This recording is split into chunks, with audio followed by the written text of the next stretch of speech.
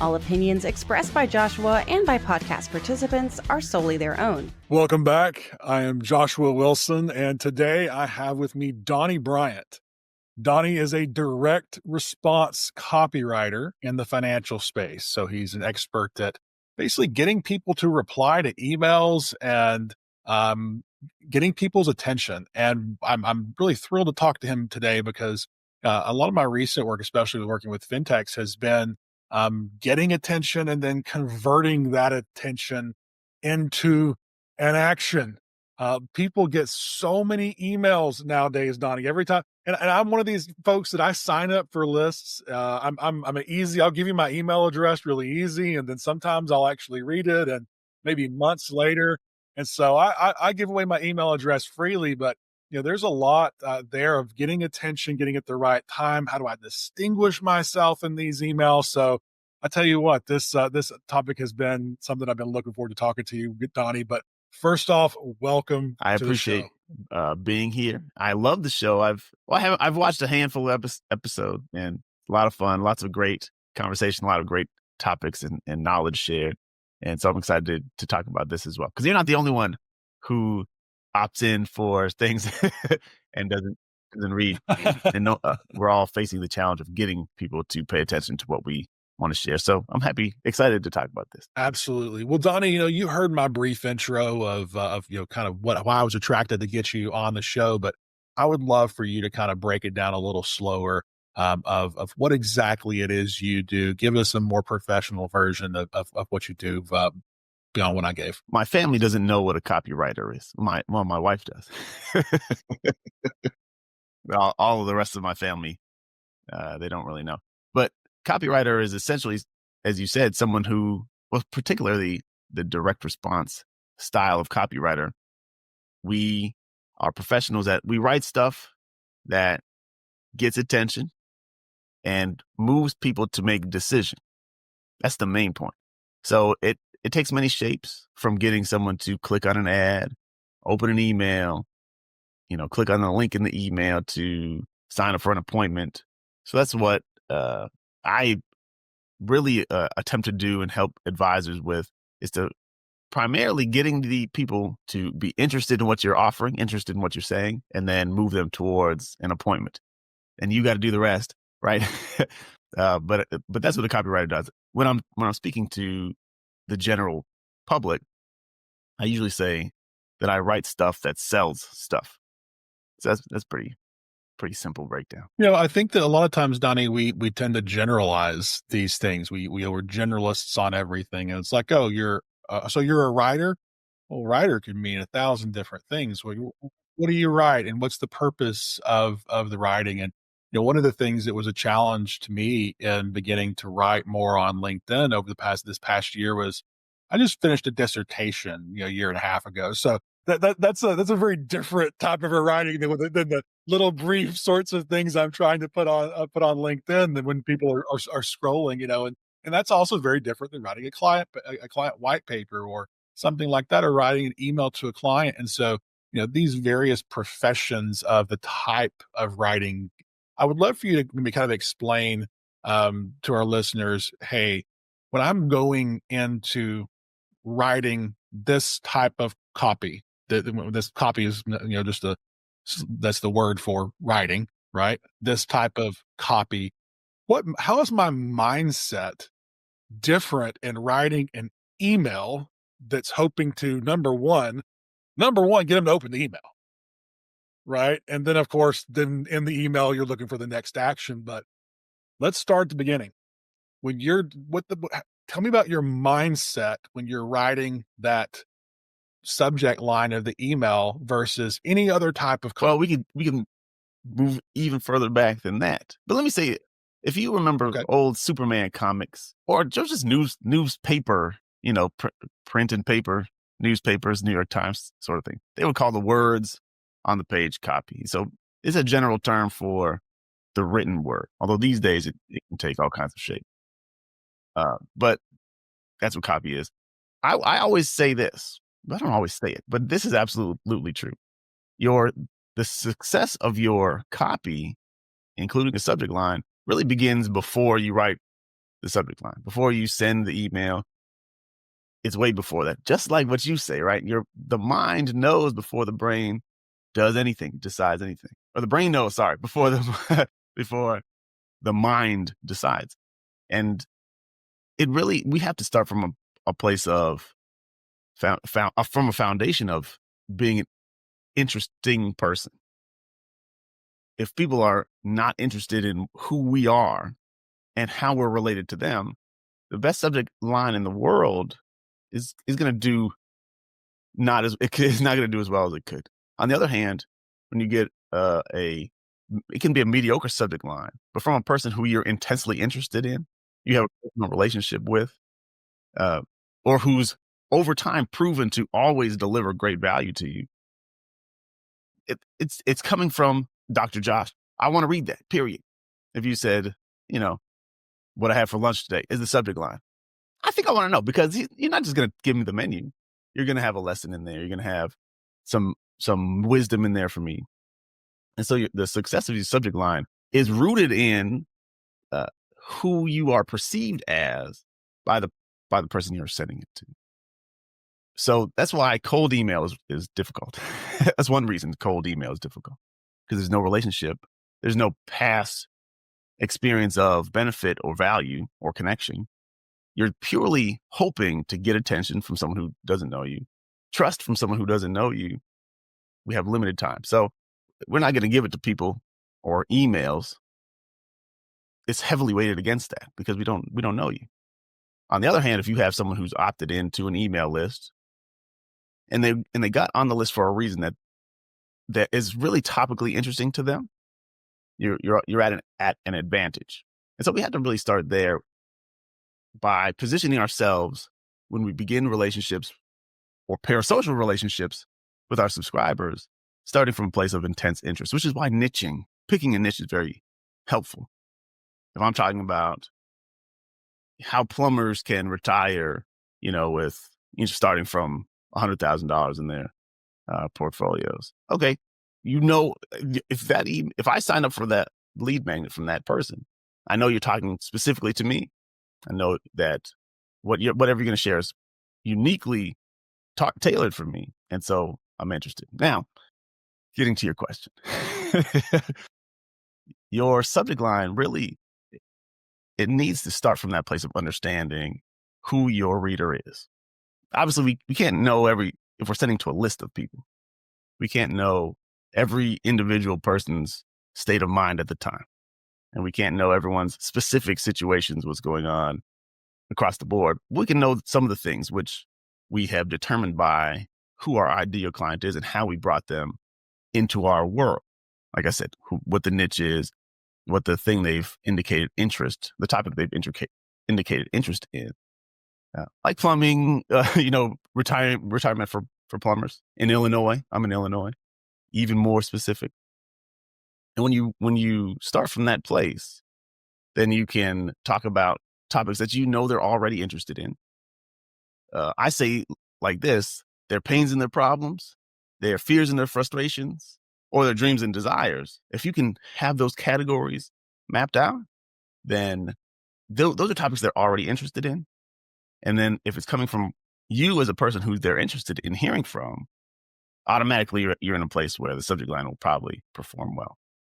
Secondarily, it's great to use words that kind of trigger response from those individuals, which you'll learn from testing, from conversations you've had with them, and just general knowledge of what makes people respond. So that's a long answer. I'll take a breath and let you get. It sounds like you're basically saying that, two things. This is what I hear you saying.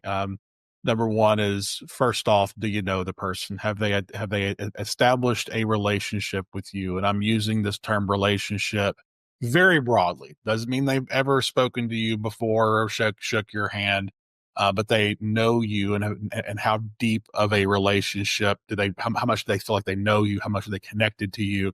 How much have they developed a desire for the knowledge that you bring, for the personal connection that they anticipate with a person like you, right? Because we're built, that's the really interesting thing about the modern client journey, Donnie, is, I talk to client advisors about this all the time. is in the old days, and when I say old days, that's 10 years ago, right? Because technology has moved really, really, really fast. I mean, smartphones really only took off 10 years ago. And by the way, I got the internet when I was like 15. Okay. Well, I'm 41 now.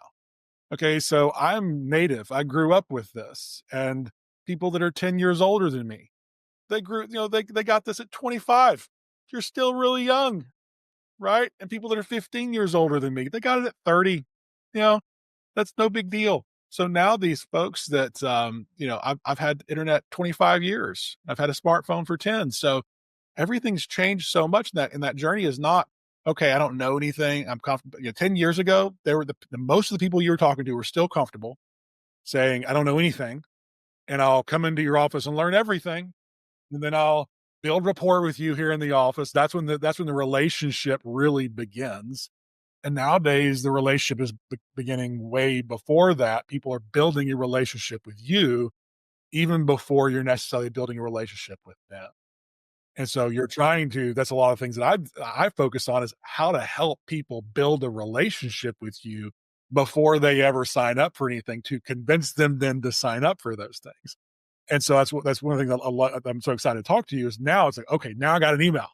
Now I've got to actually use this again next level. So you're saying, okay, number one, do you know the person? Have you built it? The quality of the relationship that you build before is going to persuade this person to click on the email, no matter what the subject line is. So we're saying, what can we do to set the table in order to make whatever it is we're doing a little better? And then on the other hand, of course, is okay, cold email.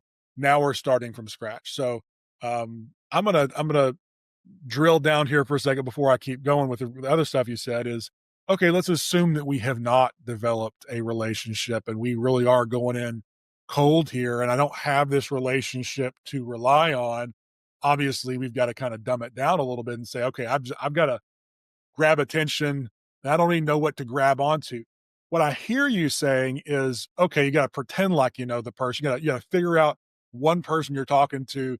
Donnie Bryant. Who is Donnie Bryant? Donnie Bryant is a copywriter, and he's been married for 22 years, and he's got 4 kids. Or Yep, how many you're right. kids you have? Is it 4?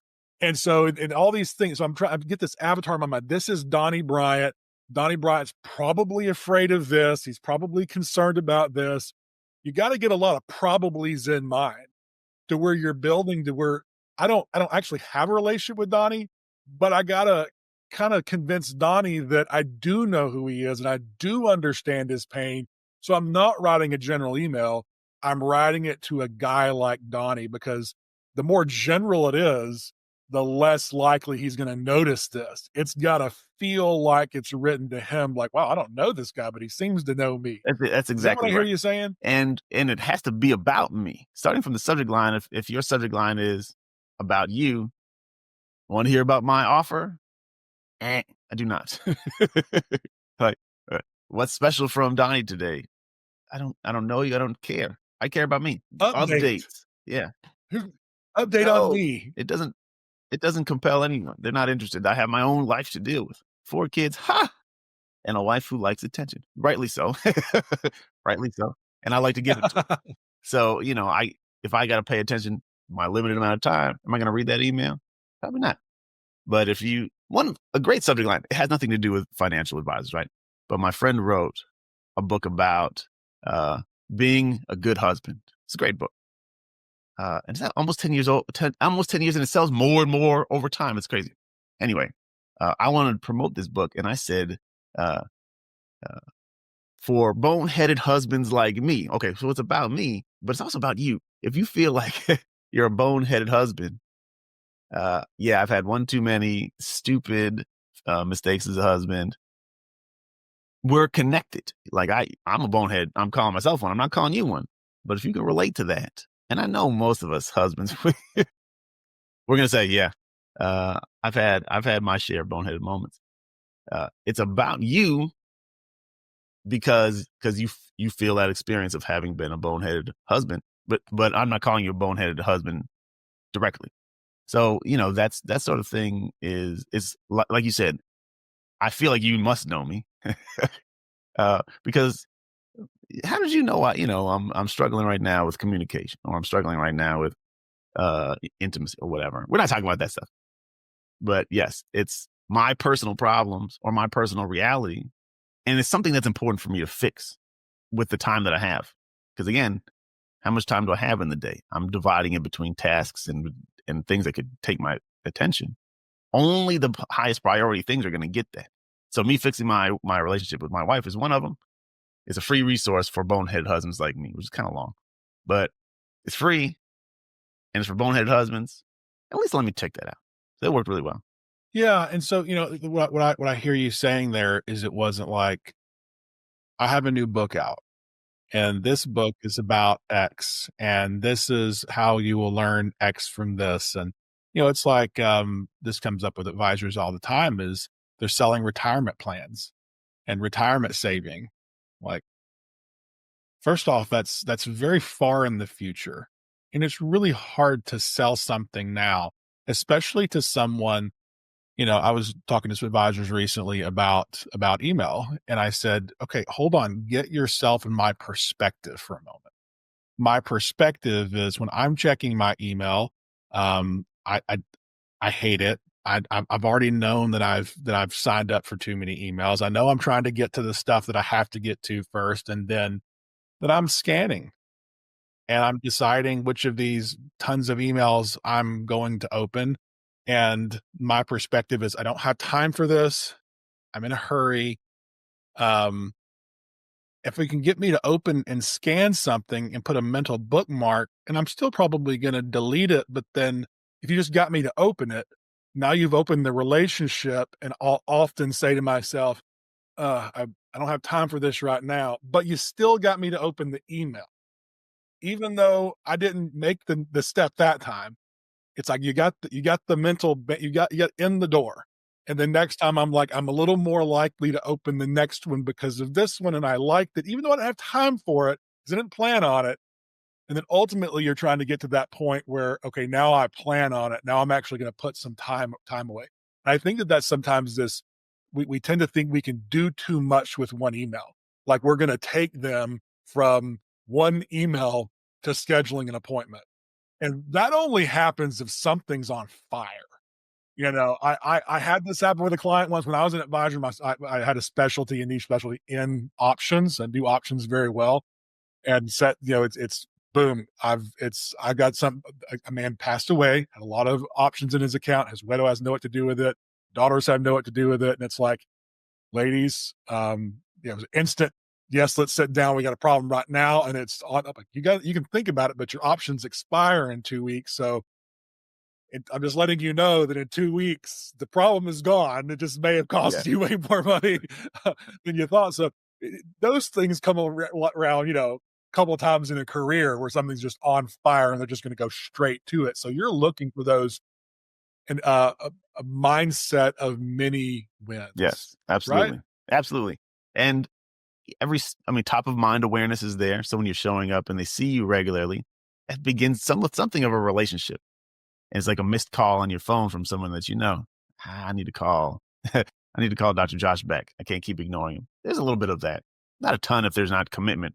But then each time they do take an action, it's a micro commitment that moves them subtly forward towards taking the next slightly larger commitment. So those things are all true. And you're 100% correct. It's a process of gradualization.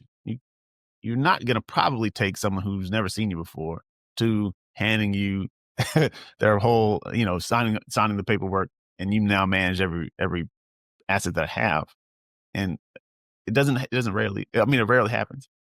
So you have to step by step build that relationship, build that trust, which is, it's a process. So with the we're building an avatar in our head. We're trying to speak to that person, figure out what that need is. It's not your solution, it's the problem. You're expecting too much of them for them to know the medication that they need, and that medication probably has no emotional relevance to them right now. There has to be people typically open emails. Is it fair to say that people typically open emails for emotional reasons, not so much for logical? That's what I expect, especially when when I'm busy and I don't have time for things, if something doesn't strike an emotion for me, then it actually doesn't get my attention. And we tend to think of attention as something that is earned, and it's not. Attention is something that I like to say attention is It's sparked. a great distinction there. And that's a chemical reaction. That's a chemical reaction in the brain. What are you doing to spark a chemical reaction in the brain, which causes this pursuit, little hit of dopamine that says, pursue this.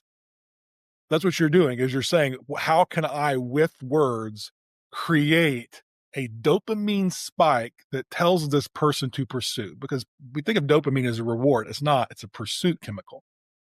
So we're trying to get someone to pursue this just a little bit. In our last conversation, Donnie, something that stuck with me is you said that people misunderstand what email can do. What does that mean? I think as a general rule, we think email is like the inner office stuff we get from our compliance department that we really don't want to deal with. Is transactional. But in fact, email it's kind of an intimate medium. People have told you, they've indicated it, as long as we're talking about opted in people, they've indicated interest in hearing from you. They actually raise their hand and said, hey, I want to hear from you, at least about a little bit of something that you've teased me about providing information about. So they've given permission. They've opened the door to let you into their sacred space of their inbox. Now you still have to, maintain your position there, but there's intimacy there.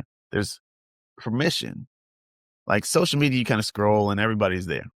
But with email, there's a higher level of the first micro commitment was made. I want to hear from you, and something specific that they're interested in, so you can speak to that. You kind of know something about them, probably, like we're talking about, or at least you can assume some things. And so when you come from that place of, first of all, I understand you relatively well, and you've indicated some level of interest in and respect for my voice and the topic I'm going to talk about, then you can actually, people are bought in to a certain extent already. And as long as you're willing to show up consistently and deliver unique value, and by unique, first of all, it's a little different than what they've heard before, probably not too different. If it's radically different, they will reject it, right? You have the backfire effect. Or they're not ready for total revolutionary thoughts usually right away. But if you can a slight shift in paradigm, you can now have, like you said, that dopamine says, I need to know more about that. You can give them I don't want to say excuse, but you help them understand why they may have ended up in the place they are. They feel like they know what they've known has gotten them where they are, but it hasn't gotten them where they want to go. That's why they're seeking still. And now they said to you, I think you can help me get further along the road to where I'm seeking to go. So then when you show them a slight distinction, the world of possibility opens. If I just change this one thing, maybe everything else can change as well. And you're the guide who can show me that. And so email allows you to do that from a position of, like I said, somewhat elevated authority and permission, because people have done that. It gets delivered at a higher rate than social media. We all know this, right? Direct mail gets delivered pretty well. Sometimes people will open it. But social media, people don't see 90% of the things that you post. You don't know what they see. But with email, you can control what shows up, when it shows up, the sequence with which it shows up. So you can plan the conversation that you're having. It's one way, but you can plan the conversation that you're having with them, message by message, emotion by emotion, and build a case for whatever you're trying to lead them to, sequentially, intentionally, and with a high degree of probability it's actually going to be delivered the way that you want it to. And so you can do a lot with email. If again, if you're willing to show up, you can create relationships. I compare social relationships, right? It's not real, but it feels real. Like we feel like we know our favorite TV characters. You can build a relationship pretty quickly, establish know, like, and trust pretty quickly. within days. And from there, of course, if you're intentional, you can take them to closer to. I won't say automatically people will sign up for an appointment on day 7. It doesn't work that way. But you put yourself leaps and bounds ahead of everyone else's who's just randomly sharing information or whatever thoughts, memes, inspirational quotes on social media or wherever else they're doing it. So email is really powerful, and the statistics bear it out as well. When you look at return on investment statistics, email is far and away superior to any other channel, just in terms of ROI. So, I mean, that's what I mean by Well, I don't think that that's common knowledge, Donnie. I don't want you to gloss over that. You said that that email has the highest ROI. Would you sure. Well, part of that is elaborate? because it's relatively cost efficient to send emails, right? We don't direct mail is effective, but it costs money, at least $1 per person. Per send. In your email, you can have send 1,000 emails out for $30 a month, whatever your CRM is charged. And there are some very inexpensive plans. But because of the ability to communicate consistently and persistently for that low cost and intentionally structure your argument, and again, we're not talking about logic per se. We're talking about building a connection and connecting ideas. You can do that. Take someone from a point A to not Z, but point H, I, J, for $99 a month or whatever. Again, whatever you're paying. And when you look at these marketing resources and studies, they show the most recent number that I saw. Of course, statistics are liars, but on average, you're looking at a 42% or 42 times, not 42%, 42 times ROI on email. That's the most recent number I saw. You'll get different numbers from different sources. And then if you're better than others, you'll get better results. If you're rarely using it or using it for in the way that we're not talking about, like just sharing updates about yourself, you'll get poorer results. But versus social media is free, but highly inefficient in terms of creating appointment directly. And it's hard to get started too. It's with social media, there's so much ramp up time. There's so much reputation building, and then people tend to comment and react to things that they see other people commenting and reacting to, and so building the base is so hard because there's that people go where other people are. People participate in conversations, and when you've already got a base, and then the people are almost in a rush to be the first to comment. If you don't have that rush, then being the first comment a lot of times is not that fun, right? Which is why if you want to support your creator friends, be a first commenter, right? Be someone who actually participates and gives back in those in And those on areas. social media, if you share all these fun things or really educational things, you can get tons of distribution and visibility. But then whenever you add commercial intent, sign up for this. I'm having a workshop about this. I mean, you can do all the value you want, but the algorithms detect commercial intent and deprioritize your post. So you could be used to getting a certain level of engagement. A lot of us, when we then say, okay, it's time for me to sell, there's time for me to promote something, you'll see a sharp decline in engagement because the algorithms just deprioritize that. Email doesn't do that. You're gonna get delivered, I won't say regardless, but they don't penalize you for doing something with commercial intent or quote unquote pitching, making a presentation. You can go to spam for other reasons, but it's not good. Yeah, it's funny about those things because you're training the algorithm on who you want to see. If the algorithm knows that you interact with someone, they'll show them to you again. And so, are your best viewers, are they going to see your commercial content? Yeah, they will. But the people that are seeing 50% of your posts or 10% of your posts, they're kind of marginally engaged to you. They're probably not going to see that. So strategically, you've got to get people close enough to you to where they see those things. Now, obviously these things work hand in hand, right? Like email works hand in hand with social media. So, because what social media is great for then is, if I get you engaged in an email, for example, a few months ago, I bought something that I'd signed up for an email list, and I was interested this one day, and so I signed up for their list. I read an article or something like that. I was actually on LinkedIn and signed up for a list, and then forgot about them. And then because I knew that something that I was interested in this, had a little time that day to dig in, but it wasn't a priority, but I signed up. And then months go by, and then I get on their emails, and then I see something again, get back into it. The timing is better.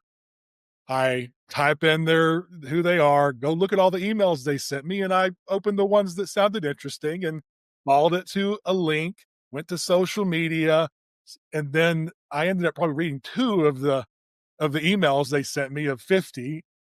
And then I got to their social media and start looking at who they are, what they're about, and building a relationship with them. And then I go to their funnel page, and then I buy.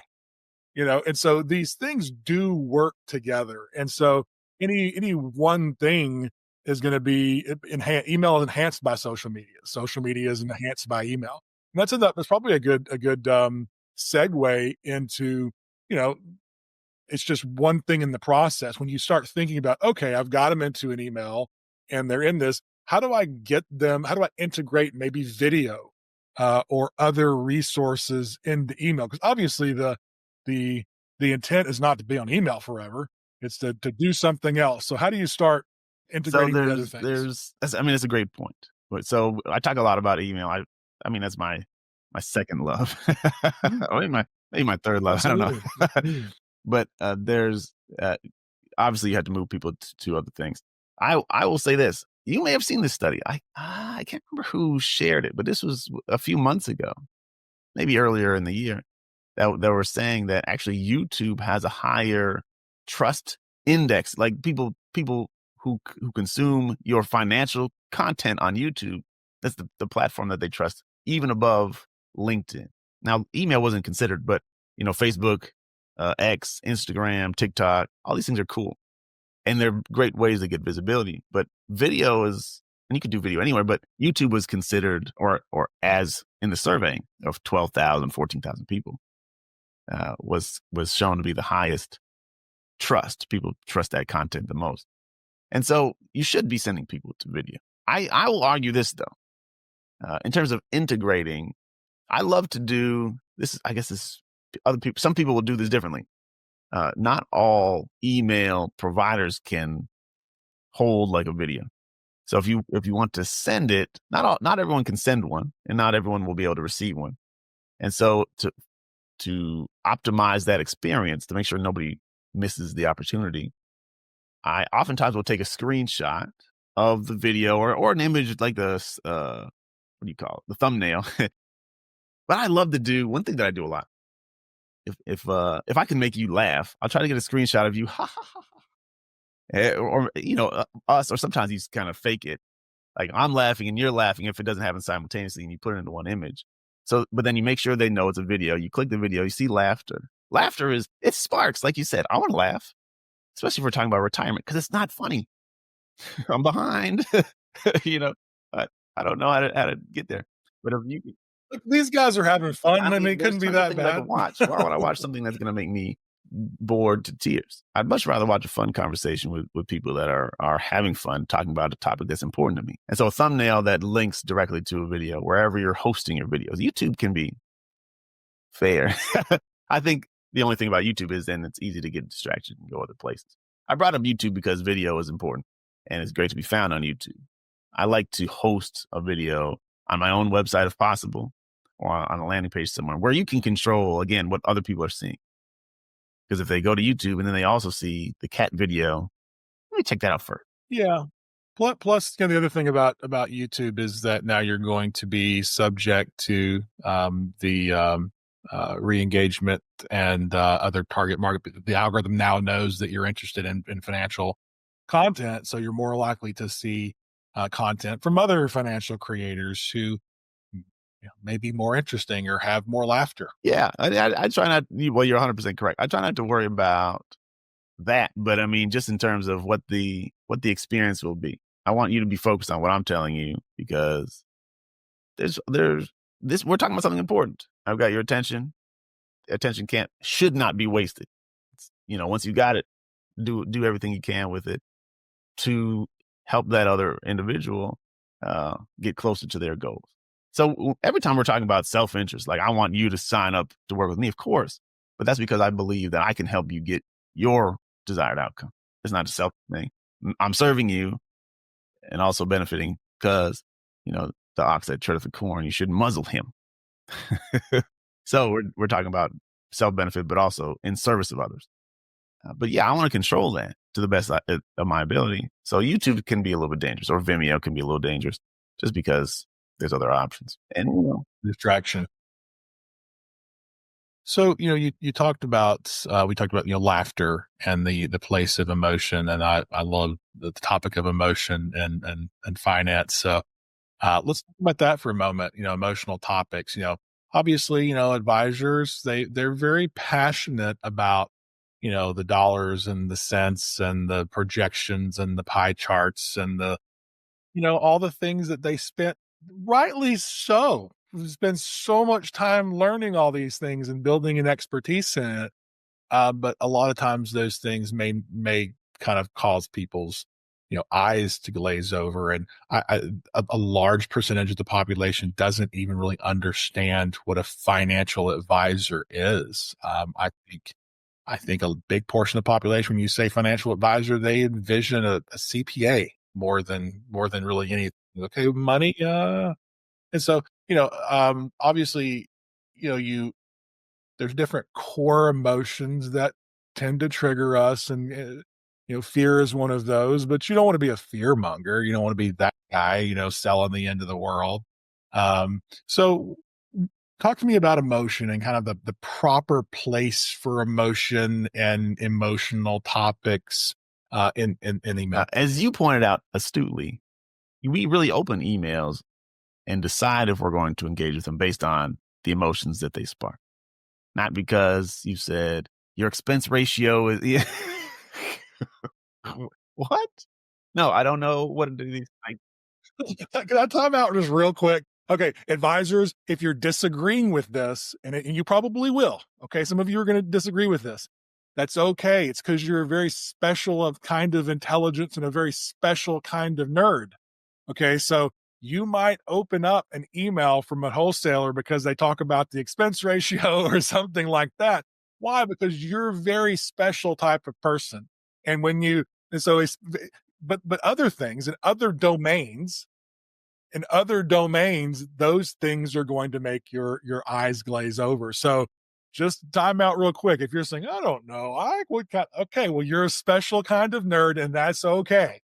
But your clients aren't. People that you're speaking to, they aren't that special kind of nerd. And it's a great call out. It's important. That's why it's important to know who you're talking to, because for someone who gets excited about expense ratios, we got a message for you. but it's not for many people.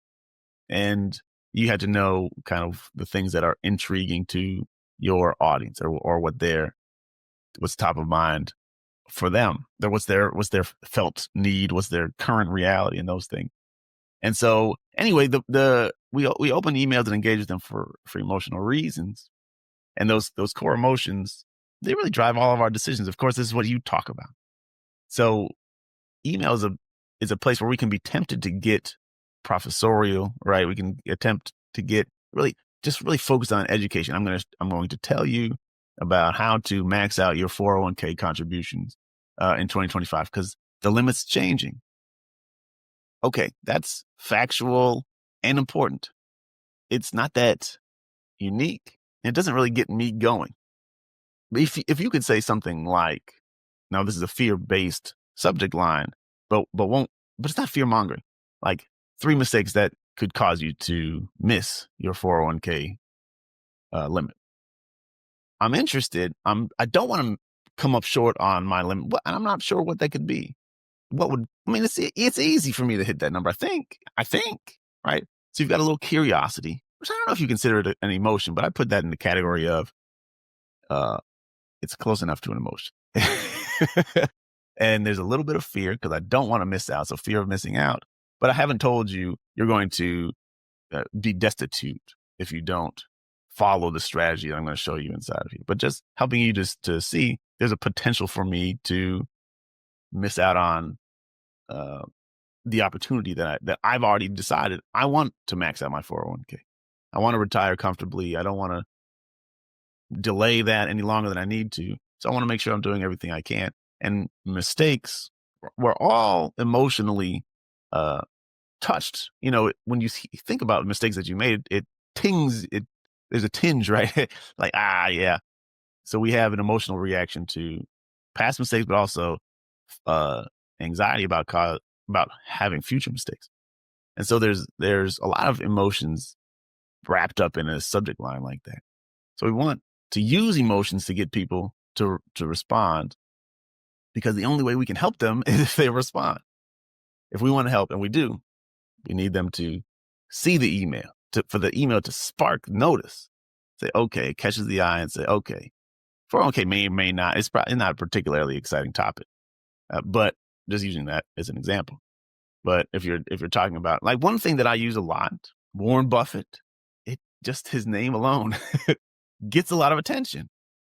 And because we respect, we revere, we admire, we want to have results like he's had.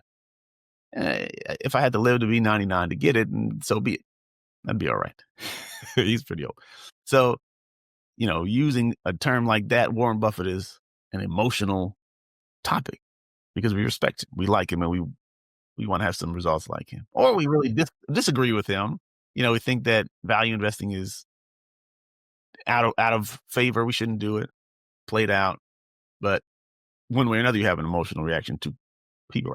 Yeah, and I would say that that emotional reaction, it doesn't really matter which one of those it goes, because they both are effective. What I mean by that is like, when you think Warren Buffett, do you think value investing is played out? Well, maybe you click on this because you're like, oh, Buffett again. What's this? Old goon that's out of date. What is he saying? Or you're saying, oh, Buffett is the oracle, so I got to listen to this guy. Either way, taking a stand on something. Sometimes people love to hate. People love to hate. It's more motivating than love. So you can position that as respect, but you can also position that as disagreeing with Buffett. I would imagine disagreeing with him, or he said X, is he right? Is it, it's inserting some intrigue, inserting some controversy. If something is settled, a little less interesting. One of my favorite campaigns that I worked on, I used, my client was doing options. They had a options education cohort that they did twice a year. And we had a strategy in there, which I called cash flow, clockwork cash flow. So that's pretty fun. But the idea was, this is it's a twist on Warren Buffett's option strategy. You probably didn't even know, most people don't, Warren Buffett has played some big options. I'm the whole S&P, right? Huge. So, so there's and I don't know if he still is, but at one point he was the number one seller of S&P. That's correct. And Contracts. so there's curiosity, and also now there's potentially indignation. Wait a minute.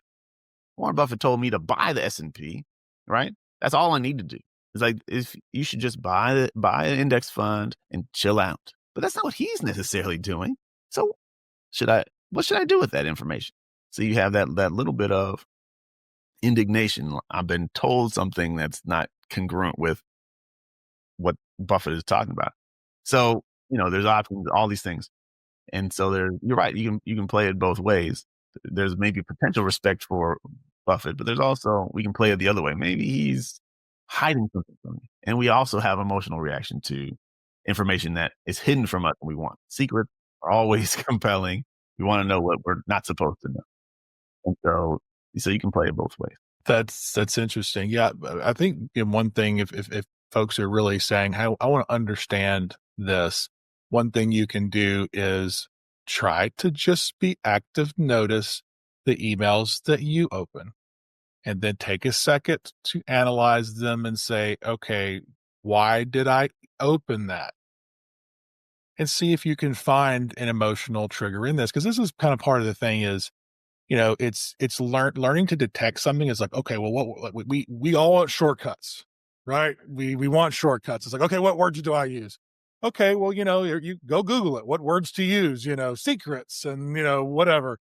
At the same time, as the issue with those things is then people get desensitized to things. So it's not a secret list of words per se, and the art of it, I think, is also finding different ways to say, okay, it's the same emotion, but it's a different path to it. And it's not the played out emails they're getting about one-off products. Cause listen, it's the holiday season. We're all getting lots of product emails right now, and a lot of things that are leading with price and things like that. And it's price, price, price, price, price. And that'll get us numbers.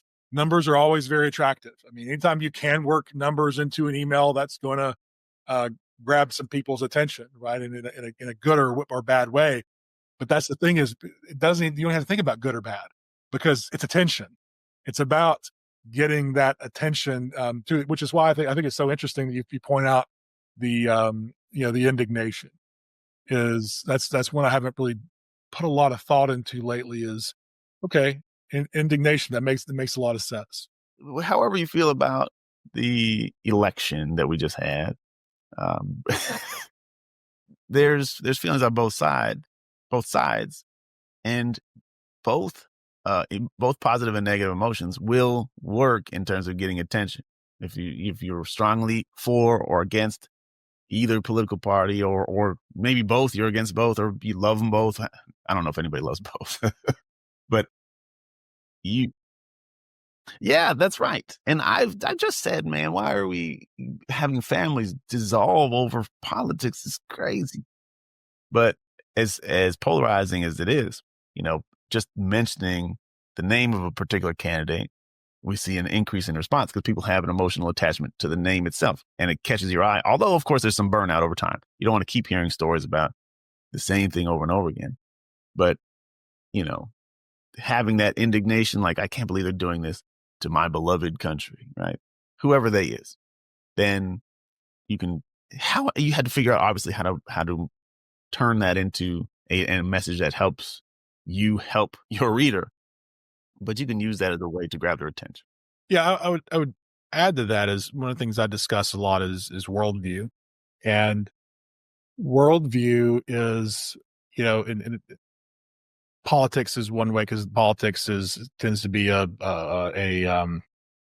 proxy for so much in worldview, and then or at least we assume it is because the news just focuses so much on the extremes, and the typical person is you know on a scale of 0, let's say 0 is hardcore left wing and 100 is hardcore right wing. And, you know, average people is like, I'm a 45 talking to a Right. 55, and it's like, you know, a lot of people is like, depending on who you're talking to, it's what you're conceived of. And so, worldview is one of those filters, and there can be, and it's a challenge to kind of think beyond just this left and right and understand that there's these micro kind of worldviews of how I think about money. What do I come from? What is my attitude about the government? What is my attitude about taxes? What is my attitude about businesses and large businesses and all these different worldview things? And so when you're designing a message, anytime when you're thinking about how do I get someone to receive this message? Well, I challenge people to say, how much time do you want them to process it? Because brains are lazy and our brain wants to spend the least amount of time processing, which is why so many advisors screw up because they force me into my cortex. They force me to analyze things really fast before I'm interested. I need to be, and a lot of people can relate to this. Think about this. the amount of times, especially millennials, where everybody's millennial and below is definitely ADHD in some way about some topic. If you've not been diagnosed, you feel like you are at something. And so there's certain things. It's like I read this and I'm just like engrossed, and I read this and I'm like my eyes just keep glazing over. And I've had this in romantic relationships. You're so smart. I'm like, I just, for some reason, this I can't pay attention to. I'm a dummy in this. I can't seem to keep my attention on it, right? And that's because one of the reasons that is obviously personal dynamics. But when we're looking at a marketing message, is does this match my worldview? Because if it's consistent with my worldview, then you get the easy to process. Because if something matches my worldview, I will process it emotionally because it matches, because it is consistent, because it is familiar and consistent, recognizable, something I'm comfortable with. I don't analyze it. But if it's something that is not according to my worldview, then I want to ask questions. It's amazing. I can watch someone watch an ad or look at a short on YouTube or something like that and watch their reaction and tell you who they voted for. It's that easy. And it can even be something that's kind of innocuous, because it's like, okay, I watch you. It's like, oh, I see that emotion. It's like, okay, that's a Democrat. Why? Because that was kind of pro small government, that message, And then this other message is, oh, it's probably Republican. Why? Because of this. So you see, and if they're asking questions, they're watching something, they're not, yeah. That makes sense, feels right. But if they're asking questions immediately, that means they're processing. They're saying, okay, I need to raise my defenses. I'm uncomfortable. What are the things that I can put up that I know that I can stand between me and having to actually think this through? So when you think about these things, it's also that worldview is, okay, I'm thinking about this not just about their need. That's one thing. But if you get excellent at this, you're taking this and saying, okay, what's the worldview that's coming behind this? And again, not just politics, but the way that they view the world in different things. Is it consistent with how they think about money, with how they think about whatever? Yeah. I mean, I talk about it as identity as well. Like, who do you perceive yourself to be? Yeah. Because obviously we want to make choices and consume information. You've heard, especially during election cycles, the echo chamber. Well, but that's what we seek. If it aligns with my worldview and validates who I believe myself to be in my place in the world, like you said, well, I don't need to analyze it. I know it fits. And so you understanding the identity and appealing to that. Not only like if you know who someone Clark Kent identity is, like let's push you towards your Superman, because that's in you. You get the Superman with a little bit of additional assistance from an expert who's gone a little further down the road than you. And so you're 100% correct. Obviously, that's what your dissertation was probably about, right? Donnie, this has been great. I know we're running out of time here, but I got one more question I want to get in before we get in. How do you think about prospects different than clients? Because you're people creating emails for their clients to advance other prospects, more business, things like that. How do you think about prospects different than clients? Prospects are, for all the things that we've been talking about today, really, really apply to everyone, but you had to pay most attention to them when you're talking about prospects. Once someone has given you their business, they've trusted you to guide their portfolio or to help them with their planning or set their family up with what you're building, the legacy. You've got their trust. You've built a true relationship to some extent, and so you're there. You're kind of where you want to be, where you're in a position of influence. With prospects, you may be influencing their thinking a little bit, but you're not at the place of ultimate influence, which is okay. I mean, none of us are going to convert 100% of people who enter our sphere, but we really want to try to move to a place of as much influence as we can have for their benefit. Again, I really believe that now also we know we're not for everybody, but the people who are right for me, my ideal clients, I know I can help them, and I know that they have to trust in me to get the help that they need. And so I'm going to do everything I can to bring them to that place of trust. And so we need to work intentionally to get attention, or as you said, to spark attention, but to maintain that relationship and build it where they know, like, and trust you. They feel that you have authority that's beneficial to them. There's authorities that you don't recognize, right? Or it's like you're an authority on something, but I don't take what you say into advisement for myself. So we want to position ourselves in a way that we can have that influence. And so that primarily, when I say that, I primarily am talking about the frequency of communication with email. When you have a client, someone's your client, you don't have to email them every day.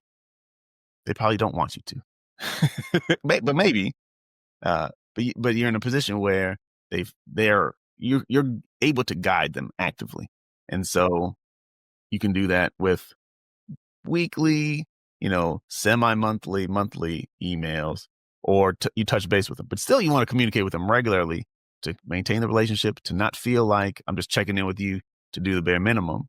And I think especially when times are difficult, you want to communicate even more. Hand holding is great. We all want to feel secure and to know that the person who's looking out for us is really looking out for us, and they know what they're doing. They're not abdicating that position of responsibility.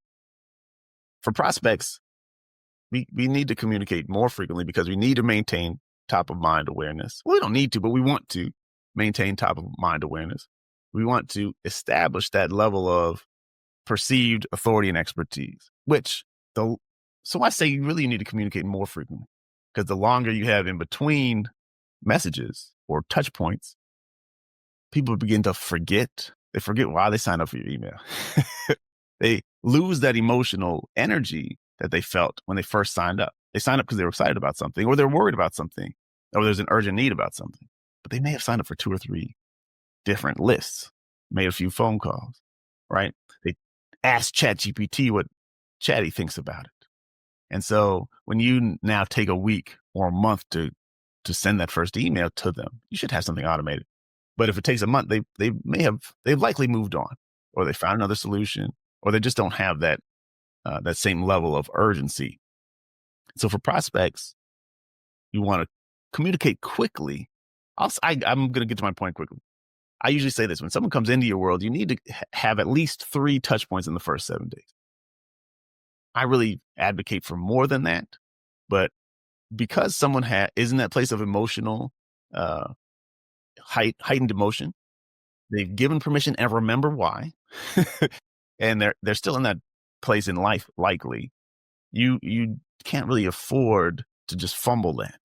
You want to show up for them, and you want to give them the information, but not just the information, to help them feel the emotions that move them closer to taking action that will help them. And that really requires multiple touch points while they're still in that position. So I like 3 or 5 or as much as 7 emails in the first week, because that's when they're feeling those feelings and when they're in that place.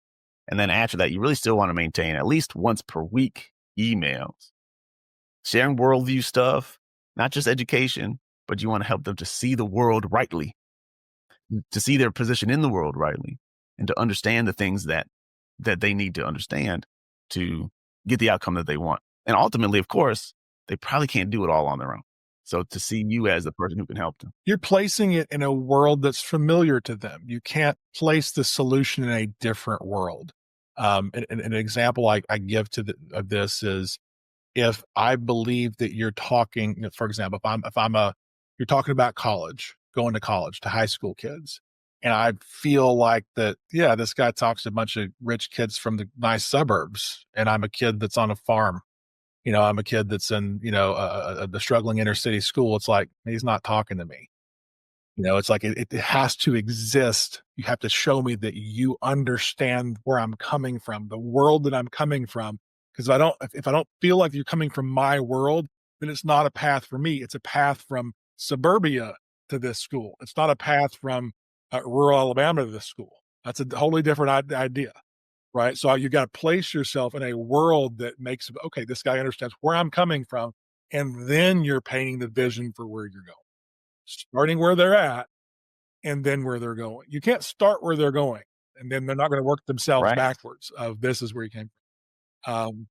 Donnie, this has been fantastic. I've really enjoyed this call, and for those of you who want to learn more about Donnie, I tell you the first place to start is go follow the guy on LinkedIn. We'll put it in the show notes for you, but it's just LinkedIn. Is Donnie Bryant Jr. But you can look him up, Donnie Bryant. You'll find him on LinkedIn. I think he's got a free training course there for financial advisors as well, as he has a book that just came out. I don't think it's directed specifically to financial advisors, but it's the same stuff, whether you're in any service industry, essentially the same principle. So the new book is, I believe it's Subject Line Science that you just got come out. So I'm going to have to Yeah, grab actually, the that, book is Donnie. is a year old. So when we were talking about it doesn't seem Is like it? it's that that old. But yeah, we just go a little deeper into the things we've been talking about here today. I've gotten really great reviews and feedback on the book. So if you're sending emails and you want to get attention, I think it's a resource that could be helpful for you. And I I appreciate you mentioning it. But yeah, LinkedIn is where I'm spending most of my time these days. Awesome. Well, Donnie, it has been a pleasure to have you here. I've learned a lot, and thank you for being a guest.